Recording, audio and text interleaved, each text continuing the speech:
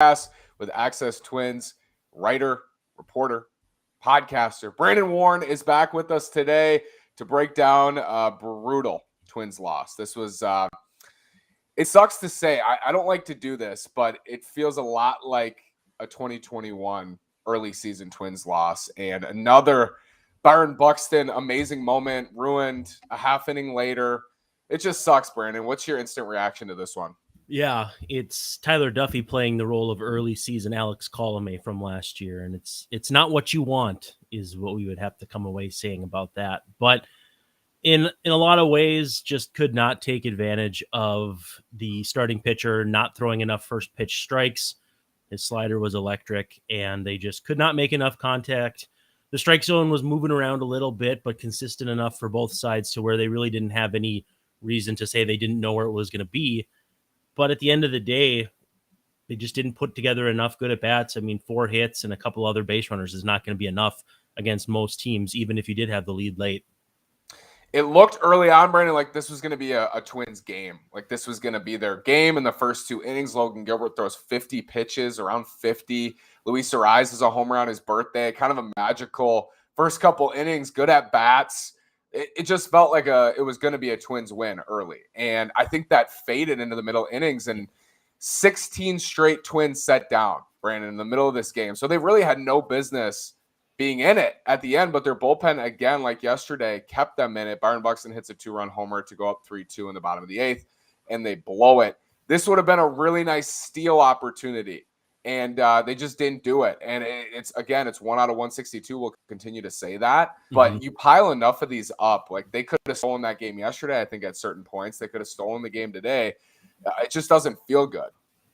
Yeah, and it's cruel irony that guys like Thielbar, Joe Smith, to some extent, Jarrell Cotton get it done, and Tyler Duffey doesn't.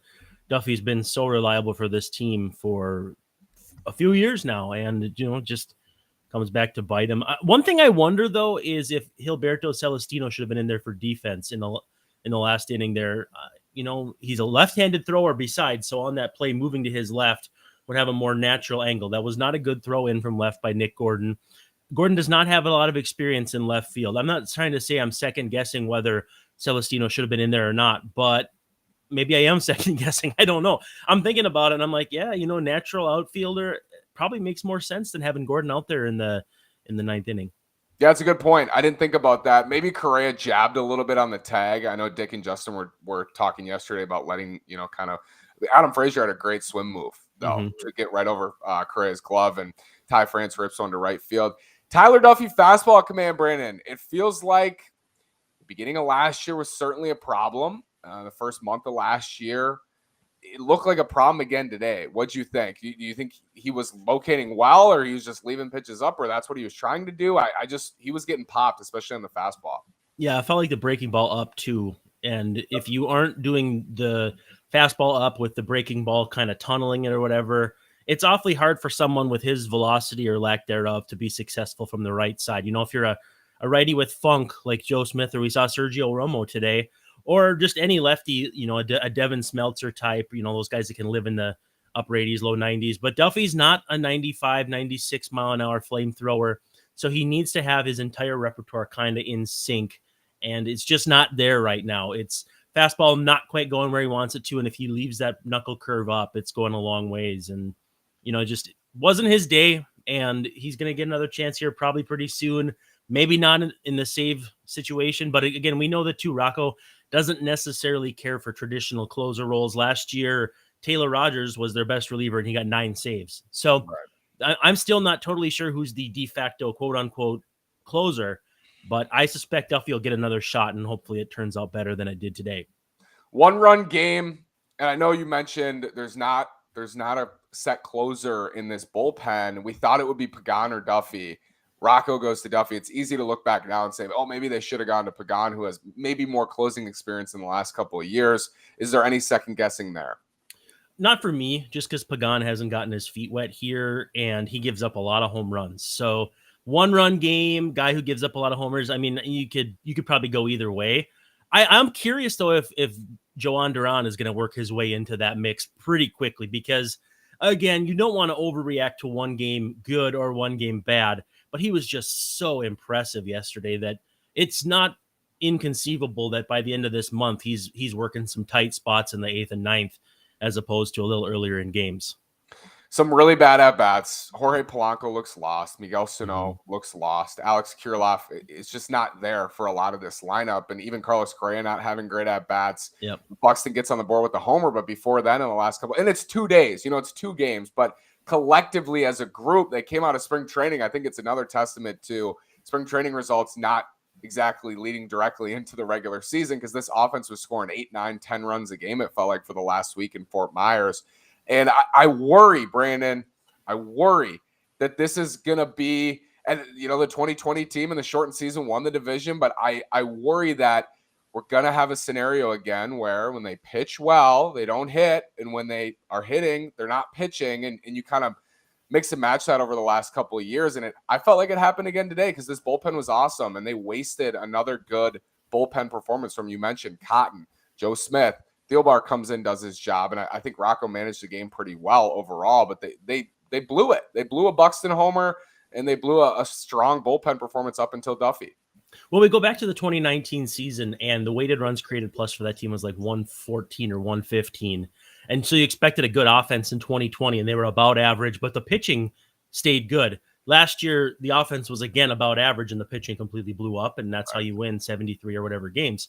You want to think that this offense is going to be capable, but right now, the guys who hit 4, 5, 6, and 7 today, as I'm looking at the box score, Polanco, Kirilloff, Sano, and Kepler, have 0 hits for the first 2 games combined. Wow. That's not a great middle of your order. Again, all the credit in the world to Robbie Ray, and even to some extent, Logan Gilbert today, who looked pretty good. I mean, he didn't throw enough first pitch strikes, but the breaking ball was good. The fastball velo was there. But I feel like the Twins did him a lot of favors. Jorge Polanco, and I tweeted this, he's got that wonky ankle swing right now. That whole stretch where he really struggled when he had the bad ankle, had it surgically repaired, and then kind of came back last year. It feels like, not that he's got a bad ankle right now, but that's what the swing looks like. You see pitches that you just know he's driving into the right field corner for doubles. And through right now, it's got to get going. And I believe in this offense. I still think they're going to be just a perfectly respectable, if not better, offense. It's just not there right now. Yeah, it's not there, especially in the bottom half of the order. The big hits are not there. Let's talk about Sonny Gray. Makes his Twins debut today. He's fun to watch, man. He gets a lot of movement on the 2-seamer. He knows how to pitch. He's competitive. You can see that kind of matches up with what Rocco and others have been saying. Mm-hmm. Thought he pitched pretty well. He had a bad 3rd inning, lost it a little bit in the 3rd, but damage control, and he's not there in terms of pitch count right now. But I thought overall, Sonny Gray pitched pretty well. Yeah, he battled. The one strikeout that he had that I thought was really fun was the front door 2-seamer that I don't think it was a strike at any point in the path to the plate, even at the end. And that's kind of fun to me, is like, I think about, if you want to get a strikeout, you want the ball in the zone for as long as possible and out, or out of the zone as far as possible and then in. I think he just had it all the way out, and when it came back in on the front door, it was still out of the zone. I find those 2-seamer front door ones very aesthetically pleasing, and even more so when they're for Sonny Gray as opposed to a Logan Gilbert or a Robbie Ray. But he scratched and clawed. He didn't have his best stuff and kept the team in the game. I mean, it's not a quality start. He didn't go deep enough, and nobody expected him to. But he kept him right where he needed to keep him on a day where his counterpart looked pretty darn good. So game 1, opening day last year, we'll finish with this today, Brandon. Opening day last year, Kenta Maeda comes out, doesn't have his best command in Milwaukee. The bullpen blows the lead. And it was an omen. It was. They made some errors in the field, and it was a foreshadow to what was going to happen for a lot of their losses in 2021. So I want to ask you about today. Is today Tyler Duffey in the back of the bullpen, in general, bullpen blowing leads, the lineup going cold? Is this a foreshadow, or are we just looking at this and saying they're going to have 1-run losses, they're going to have blown saves this year, it's going to happen, it's just on day 2?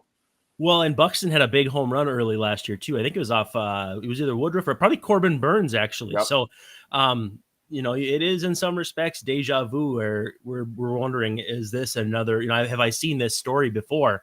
I'm not going to go down that road yet, but I was also the guy who kept saying the Twins are going to be fine. The Twins are going to be fine all the way through June. And we look back, and I think that Blankenhorn game where he threw it, he botched that ball in Oakland, and then Arraez threw it into the foul territory. I think that was like the beginning of the end of the season. So it can come early. I'm not ready to go there at this point, but you're going to want to see something in these last 2 games that means they're putting up a fight. You can't go 1-3, 0-4 to open, because it's a pretty tough early stretch to the season, and they're going to have to look respectable. Yeah, they go to Fenway after the Dodgers come to Target Field, so it's Wow. it's not going to get easier. Tomorrow is Marco Gonzalez. I think this is a good matchup for the Twins. We said the same thing yesterday, but in a different way. I think we both felt a little bit differently. Marco Gonzalez, they beat up badly at Target Field. I think that was the Matt Shoemaker game last year. It might have been the home opener. I think. How do you pick just one Matt Shoemaker game? They all kind of blend together. Yes, it was the home opening series last year, and they got to Gonzalez, soft tossing lefty, veteran. It's not gonna, it's not a shoe-in, but I think a good matchup for the Twins. He's kind of the modern day. Well, Jose Quintana is still pitching, but Quintana, the era where he was with the White Sox, where you look at his stats and his pitch effects and his mix, and you're like, I don't even understand how this guy's doing it, but it's 89, 91, right where he wants it. Good command, good sequencing, plays in a ballpark that's pretty good for his type of pitcher, and he gets it done. But, again, you hope you go out there and give him what you got. It's an interesting contrast too in styles. You got Ray from the left side with pretty good stuff, big slider. Then you bring big right arm in Logan Gilbert. Then you go back to soft tossing lefty with Gonzalez. Yep. Yeah, Marco Gonzalez. It's a fun contrast in styles as long as you're not in the batter's box against them. You would think Yohan Duran will be available tomorrow. Guys who pitched on opening day should be available. Jorge Alcala and the rest of them. Brandon, thank you so much. Bailey Ober starting for the Twins. Let's get a game prediction from you for tomorrow. I know yesterday I felt pretty good about their chances today, and they took a lead into the 9th, and they blew it. But what do you think Twins fans should look for tomorrow? 7-2. Let's get 4 strong out of Ober, patch it together with Duran, Alcala, bring back the Game 1 crew, and get into the win column here before the end of the weekend. Want to urge everybody to subscribe. Locked On Sports Minnesota on YouTube. We'll post them after, but would love for you to join us live all year long. Brandon, thank you so much. We'll talk again soon, and hopefully the Twins get on the board tomorrow. Let's hope. We'll see you then.